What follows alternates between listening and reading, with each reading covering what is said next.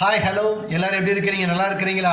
38 வருஷம் வியாதியோடு கூட இருந்த ஒரு மனுஷன் பெதஸ்தா குளத்துல இருக்கிறான். அந்த மனிதனை தேடி நம்முடைய ஆண்டவர் போறாரு பாருங்க, பெதஸ்தா குளத்துக்கு. அங்க ஆண்டவர் சொல்றாரு, எழுந்திரு, உன் படுக்கையை எடுத்துக்கொண்டு நட அப்படின்னு சொல்லி ஆண்டவர் சொல்றாரு. அந்த 38 வருட வியாதியுள்ளவன் எழுந்து நடந்து போகிறான். அங்க ஆண்டவர் சொல்றாரு 14ஆம் வசனத்துல, இதோ நீ சொஸ்தமானாய், அதிக கேடானது ஒன்றும் உனக்கு வராதபடிக்கு இனி பாவம் செய்யாதே என்றார்.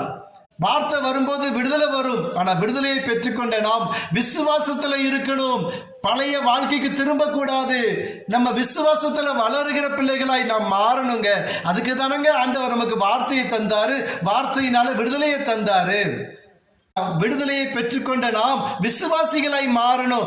ஆண்டவருக்கு சாட்சியாய், ஆண்டவருடைய பிள்ளையாய் நம்ம மாறணும். பின்மாற்ற வாழ்க்கை வாழக்கூடாது. மறுபடியும் பாவ வாழ்க்கைக்கு திரும்ப